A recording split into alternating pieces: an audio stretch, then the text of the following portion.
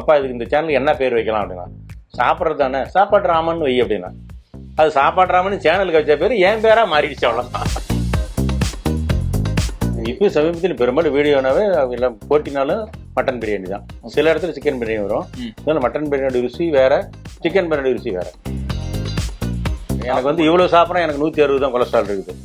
என்ன மாதிரி சாப்பிட்றவங்களா என்னோட வேற பேஷன்லாம் பார்க்குறேன் 400, 500, 600 இருக்குது. அடுத்து என்னால் ஒரு டீ கூட குடிக்க முடியல. டீயே குடிக்க கூடாது. டீ வந்து நம்ம நாட்டுக்கு ஏற்ற உணவே கிடையாது. டீ குடிக்கவே கூடாது. சின்ன வயசுல 25 லிட்டர் சாப்பிடுவேன். அப்புறம் எப்படி அதே பழக்கம் போயிடுச்சு. 25 லிட்டர் சாதாரணங்கிறதுனால சாப்பிட்டு பழக்கம் ஆயிடுச்சு. அவ்வளோதான். சாப்பிட்றது உட்காந்துட்டோம். அதுல அநாகரிகம் இருக்குது, நாகரிகம் இருக்குது. நம்ம வயிற்றுக்கு தான் நம்ம சாப்பிட போறோம்.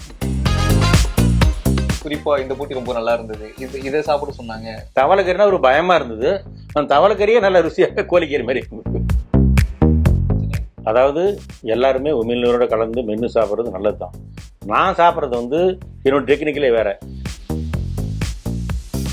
இப்போ எடுத்துக்கிற உணவு போறாம அந்த எண்ணெய் பெரும்பாலும் தப்பான எண்ணெய். எல்லா எண்ணெயிலும் கலப்படம். அந்த அரிசியும் தப்பானது தான். நம்ம எல்லாமே சொன்னா மொத்தமா பாயில் ஆயிரும். பிடி பிரைம் நேயர்களுக்கு வணக்கம். இன்னைக்கு நம்ம கூட யார் இருக்காங்க அப்படின்னா, மருத்துவர் பொற்செழியன். இணையவாசிகளுக்கு சாப்பாட்டு ராமன் அப்படின்னா அதிகம் தெரிஞ்சிருக்கும். சார் வணக்கம். வணக்கம். நீங்க நல்லா சாப்பிடுவீங்க தெரியும். சமீபத்துல நீங்க இந்த உணவை நான் ரொம்ப ரசிச்சு சாப்பிட்டேன் அப்படின்னா என்ன உணவு? எனக்கு பெரும்பாலும் மட்டன் பிரியாணி தான் ரொம்ப ருசிச்சு சாப்பிடுவேன். நிறைய சாப்பிடுவேன். இப்போ சமீபத்துல அந்த உணவு வந்து இப்போ சமீபத்தில் பெரும்பாலும் வீடியோனாவே எல்லாம் போட்டினாலும் மட்டன் பிரியாணி தான். சில இடத்துல சிக்கன் பிரியாணி வரும். இதனால மட்டன் பிரியாணி ருசி வேற, சிக்கன் பிரியாணி ருசி வேற. ஓகே. இப்போ பிரியாணி தான் ஒண்ணே எனக்கு ஒரு கேள்வி. என்ன அப்படின்னா, பிரியாணியை நீங்க ரொம்ப நல்லா சாப்பிட்டு அழகா நிறைய நாங்க பார்த்திருக்கோம். அதே மாதிரி பிரியாணி வந்து உடம்புக்கு கேடு, மாசத்துக்கு ஒரு தடவை இல்ல 2 மாசம் அந்த மாதிரி வச்சுக்கோங்க அப்படின்னு உணவு சமைக்கிற அந்த செஃப்களே நிறைய பேர் சொல்லி நாங்க பார்த்திருக்கோம். சாமானிய மக்கள் இதையும் பாக்குறாங்க. ஒரு மருத்துவரா நீங்க சொல்ல வேண்டியது என்ன? மக்கள் வந்து இதை நீங்க இப்படி எடுத்துக்கங்க அப்படின்னு. அதாவது செப்பு சமைக்கிறது வந்து அந்த ஆர்டிபிஷியல் கலர், அந்த கொலஸ்ட்ரால் உள்ள அந்த எண்ணெய்கள், அந்த மாதிரி எண்ணெய் வித்துகள், அந்த மசாலா ஐட்டங்கள்லாம் வேற மாதிரி போடுவாங்க. நாங்க போறது வந்து இஞ்சி பூண்டு இது மாதிரி பட்டை லவங்கம் கசகசா ஏலக்காய் சரியான முறையில் போட்டு எண்ணெய் வந்து செக்கு கடலை எண்ணெய்னு செஞ்சு சரியான முறையில் கொஞ்சமா ஊற்றுவோம். அவங்க வந்து லிட்டர் கணக்கில் எண்ணெய் ஊற்றி எண்ணெயிலே சலசலன்னு ஒரு அரிசி ஒட்டாம மாதிரி செய்வாங்க. நாம கொஞ்சம் குறவன்னு செய்வோம், நல்லா செய்வோம். வீட்டு உணவுனால அது வந்து சாப்பிட்டாலும் ஒன்றும் பண்ணாது. அப்படி மீறி சாப்பிட்டாலும் எங்களுக்கு வந்து இந்த கொலஸ்ட்ரால் வரக்கூடாது அப்படிங்கிறதுக்காக இந்த இஞ்சி சாறு, பூண்டு சாறு, எலுமிச்சம்பழ சாறு எல்லாம் கலந்து தனியாக ஒரு பானை வச்சு நான் குடிச்சிருவோம். அப்போ அந்த அந்த சாறு எப்படி தயார் பண்றது? அதாவது இஞ்சி சாறு, பூண்டு சாறு, எலுமிச்சம்பழ சாறு, ஆப்பிள் பழ சாறு, தேன், இந்த 4ஐயும் கொதிக்க வச்சு தேனை கலந்து வச்சுக்குவோம். அது வந்து கொலஸ்ட்ராலை லெவல் பண்ணிடும். எனக்கு வந்து இவ்வளவு சாப்பிட்றேன், எனக்கு 160 தான் கொலஸ்ட்ரால் இருக்குது. என்ன மாதிரி சாப்பிட்றவங்களா என்னோட வேற பேஷன்லாம் பார்க்குறேன் 400, 500, 600 இருக்குது. அது காரணம் அவங்களுடைய உணவு முறை தப்பு. அது எல்லாத்தையும் மொத்தமா சொல்ல முடியாது. செப்பு வந்து சொல்றது ருசிக்காகவும் அந்த வாசனைக்காகவும் கலருக்காகவும் நிறைய போடுவாங்க. அதை நாம் வந்து திருத்த முடியாது இல்லையா? நமக்கு மட்டும் நாம் செஞ்சுக்கோங்கிறதுனால எங்களுக்கு நல்லா செஞ்சுக்கோ, நான் சாப்பிட்றது எனக்கு ஒன்றும் பிரச்சனை இல்லை. நீங்க போட்டிகளுக்கெல்லாம் போயிருப்பீங்க. அதுல வந்து இந்த பிரியாணி சாப்பிட்ற போட்டி அது இல்லாம சுவாரஸ்யமான ஏதாவது போட்டி நடந்திருக்கலாம், அந்த மாதிரி ஏதாவது இருக்கு? பிரியாணி என்ன பெரும்பாலும் கூப்பிடுறதே சாப்பாடு போட்டி தான் கூப்பிடுவாங்க. சில இடத்துல வந்து கேள்வியில் கேட்பாங்க, அவங்களும் சாப்பாடை பற்றி தான் கேட்பாங்க. வேற நம்ம போட்டிக்கெல்லாம் போனதே இல்லை.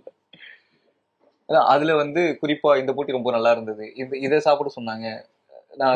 அது வந்து நான் வந்து பெரும்பாலும் எல்லாம் வீட்டு சமையலே பண்றதுனால இப்போ தாய்லாந்து மலேசியா போயிருந்தேன். அப்ப மட்டும் அங்க போய் அந்த நம்ம நாட்டுல சாப்பிடக்கூடாத உணவுகள்லாம் இருக்குது. நம்ம நாட்டு தடை செய்யப்பட்ட உணவுகள், இந்த மான்கறி, அந்த மாதிரி மான்கறி நம்ம நாட்டு நிறைய தடை பண்ண பொருள் இருக்குது. தாய்லாந்து மலேசியானா ரொம்ப டிஃப்ரெண்டா ஃபுட். ஆனா அங்க வந்து தவளைக்கறி, முயல் கறி, முதலைக்கறிலாம் சாப்பிட்டேன். அது வந்து உண்மையிலே நல்லா தான் இருந்தது. அவங்க அந்த மாதிரி நம்ம நாட்டுல போடுற மாதிரிலாம் அந்த மசாலா ஐட்டங்கள்லாம் போடல. வித்தியாசம் நல்லா நம்ம முன்னாலே செஞ்சு தராங்க. சாப்பிட்றதும் நல்லா தான் இருக்குது. அதுல வந்து மான்கறி அருமையாக இருந்தது. தவளைக்கறினா ஒரு பயமா இருந்தது. அந்த தவளைக்கறியே நல்ல ருசியாக கோழிக்கறி மாதிரி இருந்தது. அங்கே உணவு முறை கொஞ்சம் நல்லா தான் இருக்குது. எண்ணெயும் நல்லா தான் இருக்குது. நம்ம நாட்டில் மாதிரிலாம் இல்லை, நல்லா இருக்குது. நீங்க அதிகமா வெளியே போவீங்க, சுற்றுலா இந்த மாதிரிலாம் போவீங்க. சில நாட்கள் வந்து 1-2 நாள் அங்க தங்குற மாதிரி ஆயிடும். அங்க சாப்பாடு வந்து நீங்க வீட்டுல இருந்தே கொண்டு போயிடுவீங்க. எல்லாம் சரியா பொருள் எடுத்துட்டு போய் அங்கேயே சமைச்சிக்குவோம். அங்கேயே சமைச்சிருவீங்க. எத்தனை பேர் போறீங்களோ அது அந்த மாதிரி சமைச்சு சாப்பிடுவோம். இப்போ இந்த இளம் தலைமுறையினர் வந்து ஒபிசிட்டி இந்த மாதிரிலாம் பிரச்சனைகள் இருக்கு. அவங்களுக்கு சின்ன வயசுல பிபி வருது, மாரடைப்பு எல்லாம் ஏற்பட்டு மரணம் அடைகிறாங்க. அவங்களுக்கு ஒரு பொதுவான இது என்ன அப்படின்னா சாப்பாடு ஒரு பிரச்சனை. முக்கியமா உணவு தான் பிரச்சனையே. நம்ம என்ன எடுத்துக்கிறோம் இப்ப எடுத்துக்கிற உணவு போறாம அந்த எண்ணெய் பெரும்பாலும் தப்பான எண்ணெய். எல்லா எண்ணெயிலும் கலப்படம். அந்த அரிசியும் தப்பானதுதான். நம்ம எல்லாமே சொன்னா மொத்தமா பாயிலாயிரும். அரிசி வந்து பயோ அரிசின்னு யாரும் சாப்பிட மாட்டாங்க. அந்த அரிசியிலேயே வந்து நிறைய கலப்படம். ரப்பர் அரிசிலாம் சொன்னாங்க. அது தெரியாது எனக்கு. ஆனா அரிசி உற்பத்தி பண்றதே 60 நாள்ல விளையிற நெல்லு 60 நாள்ல விளைஞ்சிரும். நான் உற்பத்தி பண்ணி சாப்பிட்றதுலாம் வந்து 180 நாள் 210 நாள் விளையும். நாங்க வந்து அந்த ஃபெர்டிலைசர், உரம், பூச்சி மருந்து, பூச்சிக்கொல்லி எல்லாம் போட மாட்டோம். வெறும் எருவு மட்டும் போட்டு செய்யும். அது நிறைய சாப்பிட்டாலும் அவ்வளவு சைடு எஃபெக்ட் பண்ணாது. இந்த அரிசி வந்து இவ்வளவு சாப்பிட்டாலே உடனே வந்து மாரடைப்பு வர்றது, கொலஸ்ட்ரால் வர்றது, பிபி வர்றது, சுகர் வருது எல்லாம் வந்துடும். அதை வந்து நம்ம திருத்து யாரு சொன்னாலும் கேட்க மாட்டேங்கிறாங்க. அரிசி வந்து கருப்பு கவனி, மாப்பரச்ச மாதிரி பழைய ஐட்டங்களை வச்சு நல்லா இயற்கையான முறையில் சாப்பிட்டாக்க எதுவும் வராது.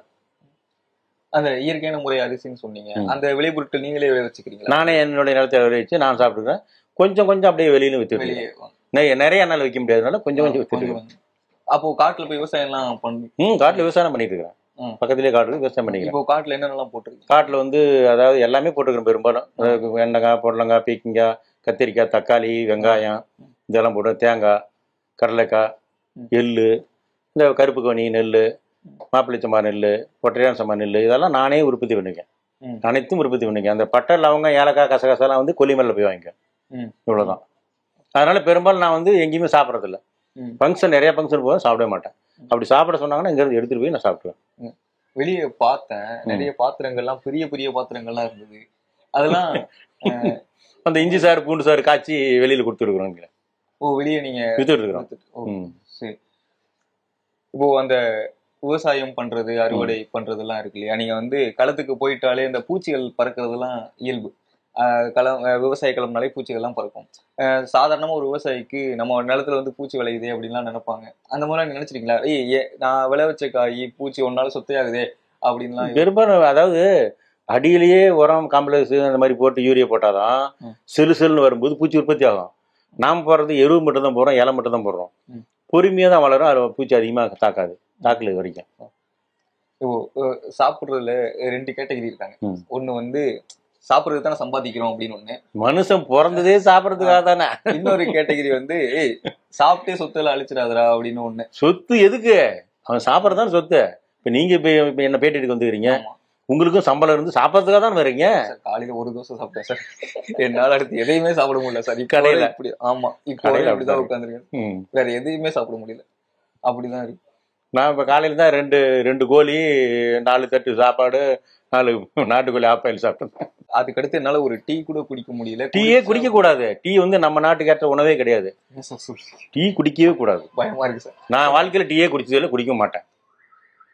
டீ வந்து ஒரு டீ குடிச்சிங்கன்னா 15 நிமிஷம் உங்களுடைய கிட்னி போராடும். அதில் இருக்கிற சர்க்கரையும் விஷத்தையும் வெளியேற்றுறதுக்கு. ஒரு டீக்கு 15 நிமிஷம் 100 டீ குடிச்சா என்ன ஆகும்? அதனால கிட்னியோட லைஃபும் கெடுக்கும். டீ லவர்ஸ் இன்னைக்கெல்லாம் அதிகமாயிட்டாங்க சார். டீக்கு வந்து நார்மலா கொண்டாடுற அளவுக்கு ஆயிட்டாங்க. டீக்குனா அது ஒன்று செய்யலாம். இலையை மட்டும், அதுவும் இலைக்கும் தான் விஷம் அடிக்கிறாங்க, பூச்சிக்கொல்லி அடிக்கிறாங்க. அதுவும் சுத்தமாக கிடைக்குது. ஒரிஜினல் பயோ இலை எடுத்து அப்படியே கொதிக்க வச்சு எதுவும் கலக்காம குடிக்கலாம். மக்களே நோட் பண்ணிக்கோங்க. நான் சைனாவுக்கு போனப்ப அந்த மான் கறி வறுவல் போட்டு கொண்டாந்து வச்சாங்க. இது என்னமோ இருக்கு டீ நினைச்சேன். இல்லை, குடிச்சு பாருங்க. நாங்கள் அந்த டீ குடிச்சு பார்த்தோம். அதாவது வெறும் இலை மட்டும் தான், தண்ணி மட்டும் தான், சர்க்கரை, பால் எதுவுமே கலக்கல. அருமையா இருந்தது. உண்மையில நான் அசந்துட்டேன். டீ குடிக்கலாம், ஆனா பால் சர்க்கரை இல்லாம வெறும் தேயிலை மட்டும் சும்மா போட்டு குடிச்சா, சாப்பிடும்போது குடிச்சாக்க கொலஸ்ட்ரால் வராது, நல்லா ஜீரணமாயிரும். ஆனா இந்தியால அந்த தேயிலைக்கு பிரச்சனை இருக்கு. இந்தியால வந்து 3rd கிரேட் 4th கிரேட் தேயிலை தான் இந்தியால விற்கிறாங்க அப்படிலாம் சொல்றாங்க. ஆமா, அதான் உண்மை. ஃபர்ஸ்ட் கிரேட் இந்தியாவில வந்து ஃபர்ஸ்ட் கிரேட் வெளிநாட்டுக்கு அனுப்பிடுவாங்க. நம்ம நாட்டுல வந்து தெரியாது இல்லையா? கிரீன் டீ எல்லாம் குடிக்கலாம். அதான் கிரீன் டீனா பயோ இலையா இருக்கணும். கொதிக்க வச்சு எலுமிச்சம்பழம் முடிஞ்சுட்டு நாட்டு சர்க்கரை அல்லது பனங்க வெல்லம் போட்டு எவ்வளவு குடிச்சாலும் ஒண்ணும் பண்ணாது. அந்த கிட்னிக்கு வந்து போராடாது. அதுல கிட்னிக்கு ஏற்ற உணவு அது. நீங்க போற ஒயிட் சுகரு, அப்புறம் பால் வந்து இப்ப ஒரிஜினல் பாலே கிடையாது இல்லையா? நாட்டு மாட்டு பால் நல்லா இருக்கும். இந்த ஒட்டு ரக பால்லாம் கொஞ்சம் கொலஸ்ட்ரால் அதிகமா தான் இருக்கும். ஒரு மருத்துவரா நீங்க ஒரு நாளைக்கு 10 டீ ஒருத்தன் குடிக்கிறான், அவனுக்கு நீங்க என்ன சொல்லுவீங்க? 10 டீ குடிக்கிறவங்களுக்கு வந்து இந்த வயசுல இருந்து குறிப்பிட்ட ஒரு 30 வயசுக்கு மேல கிட்னி வந்து டேமேஜ் ஆயிரும். கண்டிப்பா ஆயிரும். எங்க அப்பாவும் அம்மாவும் டீயா குடிச்சிருப்பாங்க. கிட்னி கொள்ளதான் 2 பேரும் இதானாங்க. கிட்னி கிட்னி சட்னி தான். ஏதோ ஒரு நாளைக்கு ஒரு டீ அரை டீ ஒட்டி குடிச்சிட்டு அப்படி போயிட்டே இருக்கலாம். தேவையில்லை நமக்கு தேவை மோர், இளநீ, எலுமிச்சம்பழ சாறு, இதெல்லாம் நல்ல உணவு. நீராகாரம் சொல்லுவாங்களே, காலையில நீராகாரமும் சின்ன வெங்காயமும் கடிச்சு சாப்பிட்டா அவ்வளோ அருமையா இருக்கும் உடம்பு. சார் அப்பயே சொன்னேன், ஒரு நெய் தோசை சாப்பிட்டு காலையில சாப்பிட்டது இப்போ வர அப்படி இருக்கு அப்படின்னு. இப்போ நார்மலா சின்ன சின்ன ஹோட்டல், பெரிய பெரிய ஹோட்டல், ஃபுட் பிளாக் அப்படின்னு யூடியூப்ல தனி டிபார்ட்மெண்ட்டே இருக்கு, நிறைய பண்றதுக்கு. நிறைய ஒரு ஹோட்டலுக்கு போய் சாப்பிட்டு காட்டுறாங்க. நீங்க இவ்வளவு ரசிச்சு சாப்பிடுறீங்களே, உங்களை ஹோட்டலுக்கு வந்து யாருமே இதுவரை கூப்பிட்டது இல்லையா? எங்க ஹோட்டலுக்கு வந்து சாப்பிட்டு பாருங்க, இல்ல நீங்க ஹோட்டலுக்கு போய் நல்லா இருக்குப்பா, நான் வந்து இதை ஒரு ப்ரோமோ ஒரு வீடியோவோ பண்ணி கொடுக்குறேனே உங்களுக்கு அப்படின்னு சொன்னது இல்லையா? என்னை ஏகப்பட்ட ஹோட்டல் கூப்பிட்டாங்க. சாமி ஆளை விடுங்க, என்னால முடியாது, நான் வேணா செஞ்சு வேணா சாப்பிட்றேன், உங்க ஹோட்டலுக்கு சாப்பிடுறேன். அந்த எண்ணெயும் அந்த கெமிக்கலோ அந்த மசாலாவோ எனக்கு ஒத்து வராது. அதனால எந்த ஹோட்டலும் ப்ரொமோஷன் போறதே இல்லை. நிறைய பேர் கேட்டாங்க, ப்ரொமோஷன் போறதே இல்லை. தான் காரணம். இதுவரை போனதில்லை, இது வரைக்கும் போறதில்லை, இனிமேலும் போக போறதில்லை. நான் நடக்கவே நடக்காது. அப்படி இருந்தால் பயோ ஹோட்டல் ஏதாவது இருந்தா கண்டிப்பா நானே போய் கேட்கறேன். சொல்லுங்க. பயோ, ஒரிஜினல் பயோவா இருக்கணும், இயற்கை விவசாயம். ஆமா. அதே வந்து ஒருத்தர் இங்க பக்கமா செங்கல்பட்டுல ஒருத்தர் கூப்பிட்டாரு, நேருக்கு கூப்பிட்டாரு, எங்க பயோன்னு சொன்னாரு. சரிங்க வரேங்க, அரிசி எங்க வாங்குறீங்கன்னு, கடையிலனாரு. சாமி ஆளை விடுங்க, பயோ இல்லை அப்படின்ட்டேன் நான். அதாவது சிலர்னு சொல்லுவாங்க, ஏன்னா நீ மட்டும் இன்னும் 1000 வருஷம் வாழ போறியா, எப்படி பயோவா சாப்பிட்டீங்க? நான் எனக்கு இந்த வயசு வரைக்கும் எனக்கு எந்த வியாதியும் இல்லையா, அது போதாதா? யாரு என் வயசுக்கு வியாதி எல்லாம் இருக்கிறாங்க? யாரா இருக்காங்களா? இருக்கவே முடியாது. இப்ப நான் வந்து ஒரு 20 பையன் என்ன வேலை செய்வேன்னா அத்தனை வேலை நான் செய்வேன். ஆளையினால் சொல்றேன் நான். எல்லா வேலையுமே, கிணத்து வேலை இருக்கட்டும், களை வெட்டுறது, தூக்குறது, ஓடுறது, சாப்பிட்றது, எல்லாத்தையுமே நான் போட்டி போட தயார். அப்படின்னு என்ன காரணம்? இந்த பயோ உணவு தான் காரணம். அதனால தான் திரும்பவும் சொல்றேன், இளைஞர்களே, பயோ உணவை தேர்ந்தெடுங்கள். நீங்களே பார்த்து திருத்தலாம் நாட்டை. நீங்க திருத்தினா உண்டு. நீங்க எங்கே பார்த்தா கெமிக்கல் இருக்குதா, பாய்சன் இருக்குதா, வேண்டான்ட்டு வாங்க. 4 ஹோட்டல் போய் திரும்பி வாங்க, ஹோட்டல்காரங்க தானே திரும்பி மாறிடுவாங்க, பயோக்கு வந்துடுவாங்க அவங்களும். இதுதான் என்னுடைய அட்வைஸ். வந்தோன்னு பார்த்தேன், இதுதான் நான் சொன்னேன் உங்களுக்கு. பிரியாணி எவ்வளவு சாப்பிட்டாலும் இதை எடுத்து நல்லா குளிக்கி விட்டு மூடி கழட்டி ஒரு வாய் குடிச்சிட்டு என்ன நினைச்சேன், இது டம்ளர்ல கொஞ்சம் ஊத்திட்டு அதுல சுடு தண்ணி ஊத்தி மிக்ஸ் பண்ணி அப்படியும் குடிக்கலாம். நான் அப்படி குடிக்கிறதுல எல்லாரும் சொல்றது அப்படின்னு சொல்லிட்டு இருக்கேன். வெந்நீரை கலந்து குடிச்சாங்கனாக்கா இப்ப இளம் தலைமுறை வந்து ஹார்ட் அட்டாக்கு, பிபி, கொலஸ்ட்ரால் எதுவும் வராம இது காத்து. இது வந்து ஒண்ணுமே இல்லை. யாரு வேணாலும், நான் பெரும்பாலும் சொல்றதே நீங்களே செஞ்சுக்கங்க. இஞ்சி சாறு, பூண்டு சாறு, எலுமிச்சம்பழ சாறு, ஆப்பிள் சைடர் வினிகர், தேன் சமாளோ கலந்து நீங்களே செஞ்சீங்க. முடியாத மட்டும் என்கிட்ட வாங்கின்னு சொல்லி தான் நான் இப்பயும் சொல்லிட்டு வீடியோவும் போட்டிருக்கிறேன். யாரும் ரகசியம் சொல்ல மாட்டாங்க. நான் வந்து வீடியோ போட்டு நீங்களே செஞ்சீங்க. உங்களுக்கு நேரம் இல்லை, செய்ய முடியலங்கிறத மட்டும் நம்மகிட்ட வாங்கிக்கணும்னு சொல்லிட்டேன். இப்போ டீ அப்படின்னு ஒன்று, சுகர், அதை பத்தி பேசாம இருக்க முடியாது. சுகர்லயே இப்போ எத்தனையோ வகை நிறைய இருக்குது. சுகர் ஃப்ரீன்னு ஏதோ ஒன்று கொடுக்குறாங்க. அப்புறம் என்னென்னமோ வகைகள்லாம் வந்துருச்சு. அதெல்லாம் எப்படி? அதாவது சுகர் ஃப்ரீங்கிறது வந்து இனிப்பு சுவை மட்டும் இருக்கும், நம்ம கலோரியை ஏத்தாது. அது வந்து ஒரு இலையில செய்யறது தான். அதுவும் கொஞ்சமா பயன்படுத்திக்கலாம். அதுதான் உபயோகப்படுத்திக்கலாம். வெள்ளை சக்கரை மட்டும் ரொம்ப கம்மியா தான் பயன்படுத்தணும். அப்போ நாட்டு சக்கரை கொஞ்சம் சுமாரா பயன்படுத்திக்கலாம். அதுக்கு நாட்டு சக்கரைனாலும் இனிப்பு நீர் எல்லாம் பண்ணிட்டு கூடாது இல்லையா, அதுவும் கொஞ்சம் தான் தேவை. அதாவது சர்க்கரைக்கு பதிலாக தேனை கலந்து குடிக்கலாம். நல்லதான், உடம்பு ஒன்றும் பண்ணாது, கெடுக்காது. அதாவது கிட்னி வந்து போராடாது, அது அப்படியே ஏற்றுக்கும். கிட்னிக்கும் நல்லது, உடல் உள்ளுறுப்பு ஆர்கான்ஸுக்கும் நல்லது. தேன் வந்து நல்ல ஒரிஜினல் தேனாக இருக்கணும். தேன் சொல்லிட்டு இந்த பாகு, சக்கரை பாகு கலக்கு எசன்ஸ் போட்டு கொடுக்குறது ஏமாந்துடக்கூடாது. அப்புறம் மருத்துவர் அப்படின்றதுனால ஒரு கேள்வி, இப்போ வந்து நிறைய அட்வைஸ் கொடுக்குறேன். நான் வந்து உங்க உடம்பை குறைக்கிறதுக்கு வந்து நான் எல்லாம் இது கொடுக்குறேன், சஜஸ்ட் கொடுக்குறேன், அதெல்லாம் ரொம்ப நல்லா இருக்கு அப்படின்னு சொல்லிட்டு குரூப்பா கேங்கா சுத்திட்டு இருக்காங்க. முதல்ல என்ன சொல்லுவாங்க, சுடுதண்ணியில தேனை ஊத்தி குடிங்க, இல்ல லெமனை பிழிஞ்சு குடிங்க, உடம்பு குறையும் அப்படின்னு சொல்லுவாங்க. இப்போ ஏதோ பவுடர்லாம் கொடுத்து சாப்பிடுங்க அப்படிலாம் சொல்றாங்க. அதெல்லாம் எப்படி ஆனா சாப்பிட்டா உடம்பு குறையிறாங்க. அந்த உடம்பு குறையிறது வந்து இயற்கையானதா, இல்ல வந்து அதுல எதுவும் சைடு எஃபெக்ட் வருங்காலத்துல வருது? அது சைடு எஃபெக்ட் வர்றது அவங்களுடைய பொருளை பொறுத்த, நம்ம எல்லா பொருளையும் குறை சொல்லக்கூடாது. அவங்க என்ன பொருள் கொடுக்குறாங்கன்னு தெரியல. அந்த நல்ல பொருளா இருந்தா குறைஞ்சா ஒண்ணும் பண்ணாது. கெமிக்கல் வேற ஏதாவது இருந்தா பிரச்சனை தான் பண்ணும். புதிய இடத்துல ஒருத்தங்க சாப்பிட போறாங்க அப்படின்னா, நம்ம அதிகமா சாப்பிட்டா ஏதாவது நினைச்சிருவாங்களோ, இல்ல இலையில அதிகமா இருந்தவங்க ஏதாவது நினைச்சிருவாங்களோ, சாப்பிடுறது கூட கொஞ்சம் நீட்டா சாப்பிடணும் அப்படிலாம் வந்து நிறைய இது பார்ப்பாங்க. இலையில கூட அதிகமான வெரைட்டி எல்லாம் வச்சு ஒரு மாதிரி 2 அப்படின்ற மாதிரி இருக்கும். அவங்களாம் நீங்க என்ன சொல்லுவீங்க? சாப்பிடுறது தான் நம்ம இருக்கோம், நம்ம சாப்பாடு நம்மளோட இது அப்படின்னு சொல்லுவீங்களா, இல்ல பொது இடம் நாகரிகம் கருதி நீங்க நடந்துக்கங்க அப்படின்னு சொல்லி? அதாவது சாப்பிட்றது உட்காந்துட்டோம், அதுல அநாகரிகம் இருக்குது, நாகரிகம் இருக்குது. நம்ம வயிற்றுக்கு தான் நம்ம சாப்பிட போறோம். அதாவது என்னுடைய கொள்ளளவு 30 இட்லி, உங்களுடைய கொள்ளளவு 2 இட்லி, அவருடைய கொள்ளளவு 1 இட்லி 5 இட்லியா இருக்கலாம். அதுக்கு தகுந்த மாதிரி சாப்பிட்டு கட்டிதான். அதுல போய் நாகரிகம் நம்ம சாப்பிட்றதானே பிறந்தோம், சாப்பிட்றதான் நாங்க போயிருக்கிறோம். அதுல போய் நாகரிகம் அநாகரிகம் இருக்குது. நல்லா சாப்பிட வேண்டியதுதான். சாப்பிட்றதுல வைக்கப்படக்கூடாது.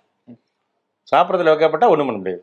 சார், நீங்க நிறைய நேர்காணல்கள்ல சொல்லியிருக்கீங்க, வந்து வீட்டுல அம்மா சமைக்கிறப்போ யாரு அதிகமா சாப்பிடுவாங்க, அந்த வேகத்துல நாங்க சாப்பிடுவோம், அந்த பழக்கம் எனக்கு இப்போ வரை இருக்கு அப்படின்னு சொல்லியிருக்கீங்க. அது பழகி இருக்கும். அப்புறம் வந்து வீட்டுல பாட்டி சமையல், அம்மா சமையல் அப்படின்னா பாதுகாப்பாக ஒரு விஷயம் இருக்கும்.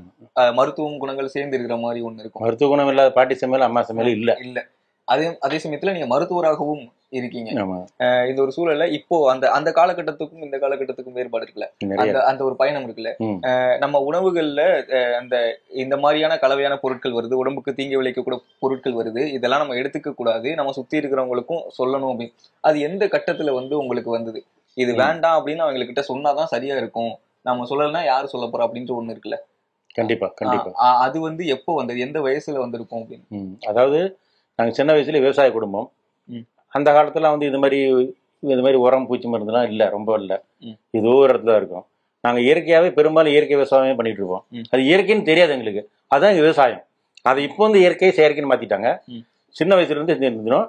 இதுல வந்து கெட்ட பொருள் எப்ப நல்ல பொருள் எப்பங்கிறது வந்து நிறைய பேர் சாப்பிட்டு என்கிட்ட வைத்தியத்து வரும்போது இதை சாப்பிட்டேன் இந்த மாதிரி ஆயிடுச்சுங்க, இந்த பொருள் சாப்பிட்டேன்னு சொல்லும்போது தான் எனக்கு வந்து இதுல இவ்வளவு தீமைகள் இருக்குதான்னு குறைஞ்சது ஒரு 10-20 வருஷத்துக்கு முன்னே தான் நான் கண்டுபிடிச்சேன்.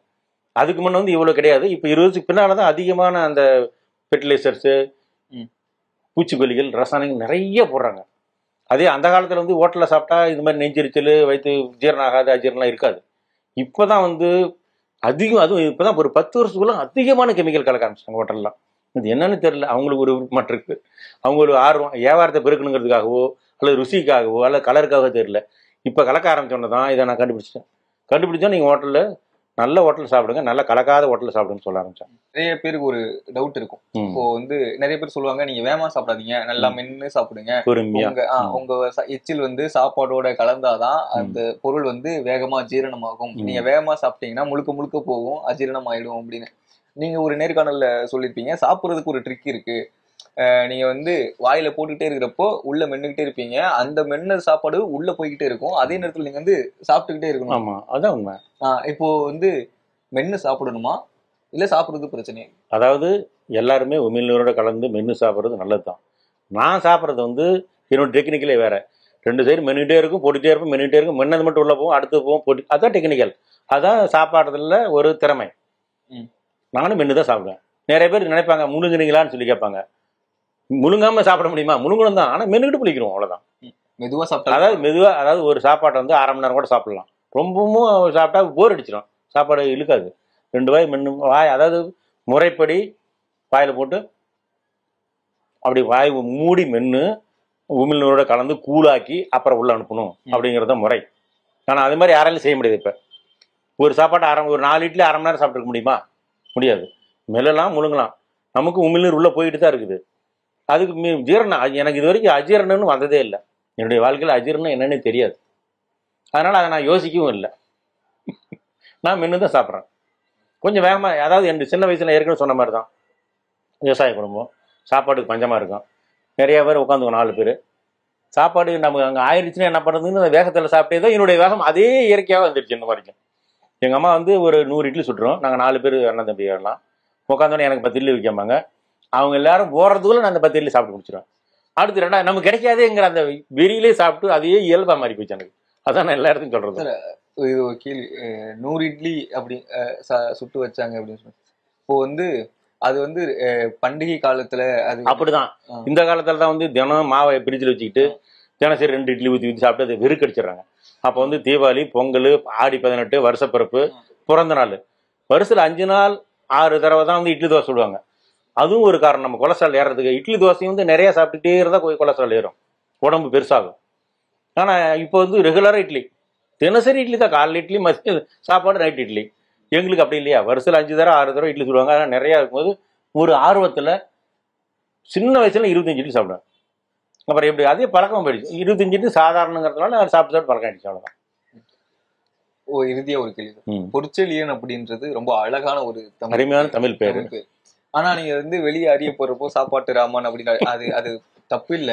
ஆனா பொற்செழியன் அப்படின்ற ஒரு பேரு வந்து வெளியே தெரிய மாட்டேங்குது அப்படின்னு வருத்தப்படலையே. ஏன்னா அந்த சேனலுக்கு நான் தான் பேர் வச்சேன். என் பையன் வந்து சேனல் ஆரம்பிக்கும் போது, அப்பா இதுக்கு இந்த சேனலுக்கு என்ன பேர் வைக்கலாம் அப்படின்னா, சாப்பிட்றது தானே சாப்பாட்டு ராமன் வை அப்படின்னா, அது சாப்பாட்டு ராமன் சேனலுக்கு வச்ச பேர் என் பேரா மாறிடுச்சு, அவ்வளோதான். இதுல வந்து என்ன இருக்குது சரியா? என்ன வந்து டாக்டர் பொற்செழியன்னு நிறைய பேருக்கு தெரியாது, ஒரு 4-5 கிராமத்துக்கு மட்டும் தெரியும். சாப்பாட்டு ராமனா ஏறக்குறைய நிறைய பேருக்கு தெரியும். சுத்தி இருக்கிற கிராமங்கள் வந்து சொல்லியிருக்காங்களா நீங்க இப்படி இவ்வளவு நல்லா சாப்பிடுவீங்க அப்படின்னு நான் பார்த்ததுல, நான் டிவில யூடியூப்ல பார்த்து தான் தெரிஞ்சுக்கிட்டேன் அப்படின்னு மருத்துவத்துக்கு வரவங்க நிறைய பேர் வந்து சொல்லுவாங்க, உங்களை வந்து வீடியோல பார்த்தங்க, டிவில பார்த்தங்க, அதுல பார்த்தங்கன்னு சொல்லுவாங்க நிறைய பேர். இளைஞர்கள் இளைஞர்கள் மக்கள் எல்லாருக்குமே சொல்ல வருது என்ன சாப்பாட்டு விஷயத்துல? அதாவது இப்ப இருக்கிற இளைஞர்கள் மக்கள் எல்லாருமே இயற்கையான உணவா பயோ முடிஞ்சளவு தெரிஞ்சுட்டு சாப்பிடுங்க. பயோ சாப்பிட்டீங்கன்னா உங்களுக்கு எந்த வியாதியும் வராது. கொலஸ்ட்ரால், ஜிம்முக்கு போகிறது எல்லாம் எதுவுமே தேவை இருக்காது. சரியான அளவில் நல்ல உணவாக சாப்பிட்டீங்கன்னா, பெரும்பாலும் இயற்கை, கெமிக்கல் வேண்டாம், ஃபெர்டிலைசர் வேண்டாம், அது நீங்களே முடிவெடுங்க. நான் மட்டும் கத்தி என்ன பிரயோஜனம்? உங்களுக்காக தான் நான் சொல்லிட்டு இருக்கிறேன். பெரும்பாலும் பாய்சன் உள்ள உணவுகளை சாப்பிடாதீங்க, மைதா மாதிரி உணவுகளை சாப்பிடாதீங்க, அந்த சிக்கன் ரைஸ் அப்படி இப்படின்னு சொல்லுவாங்களே அந்த துரித உணவுங்கிற ஃபாஸ்ட் ஃபுட்லாம் சாப்பிடாதீங்க. சொன்னால் அதுதான் போய் நின்றுருக்கிறாங்க. அதனால் நல்ல உணவு, இயற்கையான உணவு சாப்பிடுங்க. உடம்பு நல்லா பாதுகாப்பாக வச்சுருங்க. நீண்ட ஆயுளோட வாழலாம், எந்த வியாதியும் இல்லை வாழலாம்.